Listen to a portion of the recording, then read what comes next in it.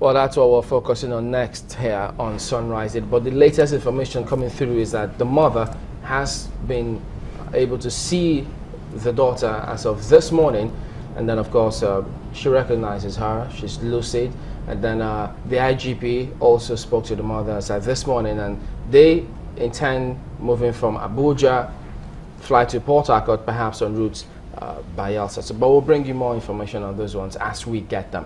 Well, joining us this morning to discuss that matter and more is Layla St. Matthew Daniel, who is a women and girls' rights activist. Thank you for coming on this morning. Thank you for having me. Well, this must raise a lot of concern for not just for a lot of people. Many shocked at this kind of scenario. But what was your reaction when you heard it? Well, when I heard it, I think in January, I was horrified that in this day and age, a young girl can be taken and forcefully, as alleged, converted and refusing to be released when even they had been given the mandate to do so when the mother found her. But then again, we hear all these kinds of things that happen to the girl child, and it's very sad for us. And we understand that this directive was given us at September? Yes, the emir waded in when the mother, by luck, was told. Because if she had not been told that the young man and Essay, the young man had taken Essay away, she would have just thought it was a case of a missing girl, like we hear all around. But there was one friend of his that took pity on the mother because she has a canteen and she used to serve food. They come there to buy food. And apparently she used to be so kind to them because even on the religious days, she would give them free food. So one of the guys was most distressed, and he was the one who told her that, no, she's not missing, but she has been taken. That was how she was able to locate exactly, because the boy went with her to Kano. And it's really tragic, the whole thing. Everybody is very, very worried. Everybody has taken it quite personally. And we want to see the end of this. Like the mother went by road yesterday because she was told in the morning that she should come. The invitation was just to the mother and not to the father. So she should come, plus the police, because they will hand over the child, because she's a child. She's not 17. And even if she's 17, she's below age of consent. You see, there are so many anomalies there, and it's very sad. The emir waded in and did give a written authority that they should release the girl because it was against the religious tenets to take a girl forcefully, according to what was said. So he gave that instruction in a letter. And, a man of his caliber, you don't expect him to now begin every day to try to find out, have they done it? But unfortunately, all that was going on. She went back.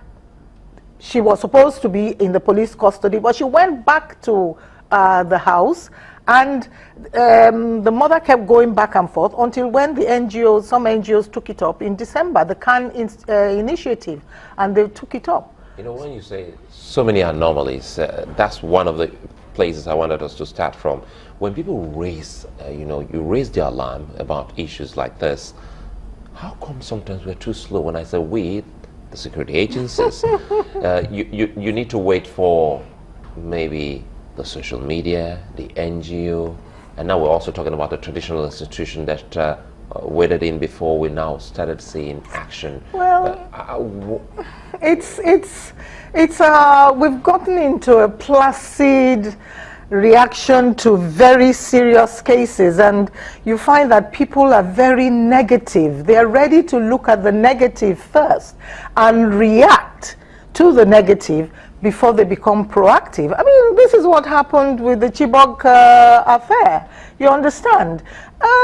It came out on the next day, the 15th, and everybody was going on and debating, and now we are going on to 2 years. April will make it 2 years.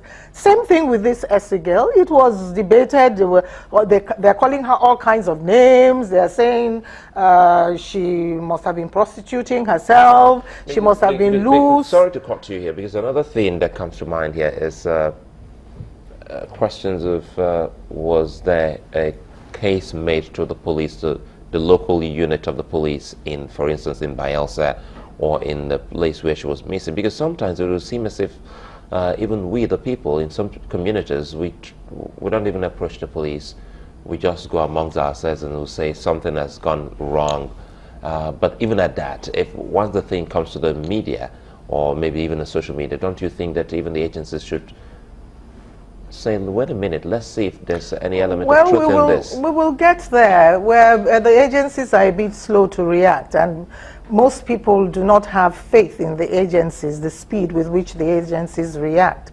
But with the last IG, and I'm hoping with this IG, they're progressively letting the police know that their first point of call, I encounter this in domestic violence issues, you understand, and that is why most times the women may not want to approach the police first, and they approach us first, and then we tell them, go and speak to the police. It must be documented. So little by little, people are having confidence, but the first port of call is normally not the police, and that is why awareness and sensitization is the core of what I do. A lot of people are ignorant about a lot of issues, even intelligent people, illiterate people. The issue of awareness and sensitization, no, Essay's case is one that has come to the light. There are many other cases of abductions and missing or abuse to the girl child and indeed the child. What's the situation with the Child Rights Act? The Child Rights Act is there. It's very clear, it's very glaring, but not all states have domesticated it. Why? Why is that so? Well, unfortunately, we come down to the fact that each state has its own rights to applying certain acts that come on based on culture, based on religion. You find that most times people, as soon as a situation comes up, they go into a defensive mood and take it to either religion or culture. We have to transgress that, get over that and look at it in a holistic manner. Is that girl child, is she old enough to get married? Is she matured enough? Is she psychologically, emotionally, physically old enough too? That is the way I always approach it.